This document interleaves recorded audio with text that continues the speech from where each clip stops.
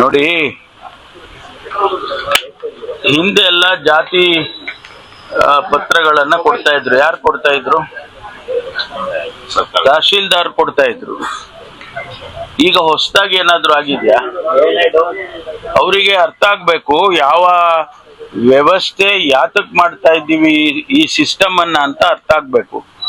SIR ಕೇಳುವಾಗ ಅವರು ಕೇಳಿದ್ದಾರೆ, ಜಾತಿ ಪ್ರಮಾಣ, ಪರ್ಮನೆಂಟ್ ರೆಸಿಡೆನ್ಸ್ ಇದೆಯಾ ನಿಮಗೆ, ಇದು ನೋನ್ ಆಫ್ ದಿ ಪ್ಯಾರಾಮೀಟರ್ಸ್. ನಾವು ಅದನ್ನ ಸರ್ಕಾರದಿಂದ ಅಧಿಕೃತವಾಗಿ ಕೊಡ್ತಾ ಇದ್ದೇವೆ. ಅದರಲ್ಲಿ ಏನ್ ತಪ್ಪು ಇದೆ ಅಂತ ಹೇಳಿ ನನಗೇನು ಅನ್ಸಿಲ್ಲ. We are not stepping into the government of India's powers. SIR ಗೆ PRC ಯಾವ ತರ ಅನುಕೂಲ ಮಾಡಿಕೊಡುತ್ತೆ ಸರ್? ಅಲ್ಲ, ಈಗ ಅವರು 13ರಲ್ಲಿ ಒಂದು ಕೇಳಿದಾರಲ್ವಾ, ಈಗ ಕೆಲವರಿಗೆ ಇರೋದಿಲ್ಲ.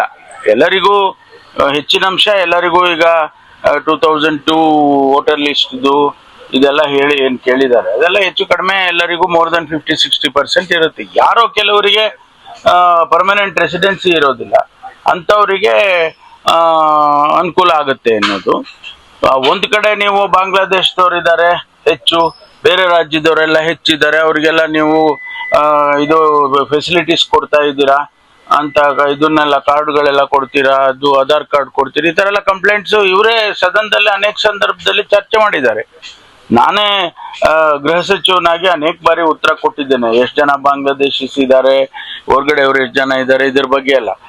ನಾವು ಇದನ್ನ ಅಧಿಕೃತ ಮಾಡಿದ್ರೆ 10 ವರ್ಷ ಈಗ ರಾಜ್ಯದಲ್ಲಿ ಇದ್ದಾರೆ ಅಂತ ಏನಾದ್ರು ಕೂಡ ಡಾಕ್ಯುಮೆಂಟೇಶನ್ ಸಿಕ್ಕಿದ್ರೆ ಅವ್ರಿಗೆ ಕೊಡ್ತೀವಿ. ಯಾರಿಗೆ ಸಿಗೋದಿಲ್ಲ ಅವರಿಗೆ ಸಿಗೋದಿಲ್ಲ ಅಲ್ವಾ. ಈಗ ಬಾಂಗ್ಲಾದೇಶದವ್ರಿಗೆ ನಾವು ಏನ್ ಕೊಡಕ್ ಆಗೋದಿಲ್ಲ. ಅವಾಗ ಅವ್ರಿಗೆ ಗೊತ್ತಾಗುತ್ತೆ ನಮ್ಗೆ ಯಾರು ಅಧಿಕೃತ ಹೋಗ್ತಾ ಇದೆ ರಾಜ್ಯ ಸರ್ಕಾರ ಅಂತ ಅವ್ರ ಆರೋಪ. ಆ ರೀತಿ ಏನಿಲ್ಲ. ನಾವು within the frame work of the law, ನಾವು ಕೇಂದ್ರ ಸರ್ಕಾರದ ಅವರ ಪವರ್ಸಿಗೆ ನಾವೇನು ಹೋಗ್ತಾ ಇಲ್ಲ. CM ಮತ್ತೆ ಸಿದ್ದರಾಮಯ್ಯ ಕ್ಯಾಬಿನೆಟ್ ಮಿನಿಸ್ಟರ್ ಆಗುತ್ತಾ ಹೋಗಿದ್ದಾರೆ, ಚರ್ಚೆ ಮಾಡಿ ಹೈಕಮಾಂಡ್ನವರು ಅನುಮತಿ ಕೊಟ್ರೆ ಮಾಡ್ತಾರೆ. ಬರಗಾಲ ಅನೌನ್ಸ್ ಆಯ್ತು ಅಂದ್ರೆ ರಾಜ್ಯದ ರೈತರಿಗೆ ಯಾವ ತರ ಅನುಕೂಲ ಆಗುತ್ತೆ ಸರ್? ಅದಕ್ಕೇನು ಕೆಲವೆಲ್ಲ ಇನ್ನೂ ನಾವು ಡಿಸೈಡ್ ಮಾಡಿಲ್ಲ. ಅದನ್ನ ರೈತರಿಗೆ ಅನುಕೂಲ ಆಗಬೇಕು, ಸಾಮಾನ್ಯ ಜನರಿಗೆ ಅನುಕೂಲ ಆಗಬೇಕು. ಆಮೇಲೆ ಯಾರು ಕಾಮಗಾರಿಗಳಿಲ್ಲ ಅಂತೇಳಿ ಗುಳೆ ಹೋಗ್ತಾರಲ್ಲ, ಕೂಲಿ ಮಾಡೋರೆಲ್ಲ ಊರು ಬಿಡ್ತಾರೆ, ಅವರಿಗೆ ಅನುಕೂಲ ಆಗಬೇಕು.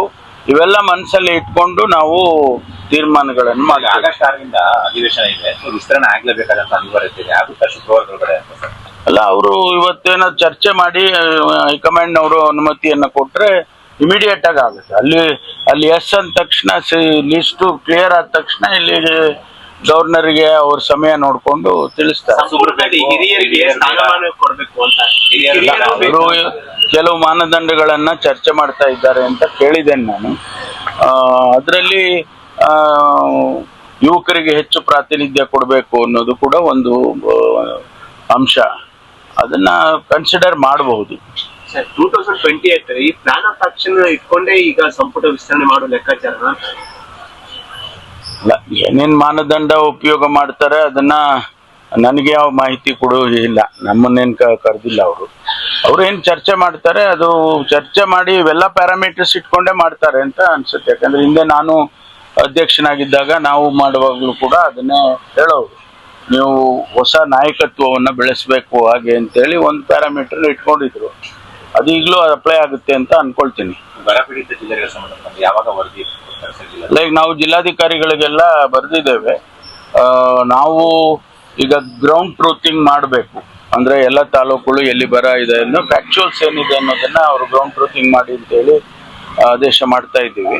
ಅದಾದ್ಮೇಲೆ ಗೊತ್ತಾಗುತ್ತೆ ಯಾವ ತಾಲೂಕಿನಲ್ಲಿ. ರಾಜ್ಯ ಸರ್ಕಾರದ ಬಳಿ ಹಣ ಇಲ್ಲ ಅಂತ ಬಿಜೆಪಿ ಆರೋಪ. ನಾವೀಗಾಗ್ಲೇ ನೋಡಿ, ಕುಡಿಯೋ ನೀರಿಗೆ 5 ಕೋಟಿ ರೂಪಾಯಿ ಬಿಡುಗಡೆ ಮಾಡಿದ್ದೀವಿ.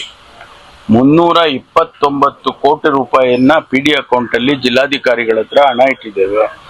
ಆಮೇಲೆ 1 ಕೋಟಿ ರೂಪಾಯಿ ಪ್ರತಿಯೊಂದು ತಾಲೂಕಿಗೆ, ಪ್ರತಿಯೊಂದು ಅಸೆಂಬ್ಲಿ ಕ್ಷೇತ್ರಕ್ಕೆ 1 ಕೋಟಿ ರೂಪಾಯಿ ಈ ಬರಕ್ಕೋಸ್ಕರನೇ ಅಂತ ಹೇಳಿ ಪ್ರಕಟಣೆ ಮಾಡಿದ್ದೇವೆ. ಮುಖ್ಯಮಂತ್ರಿಗಳೇ ಮಾಡಿದ್ದಾರೆ.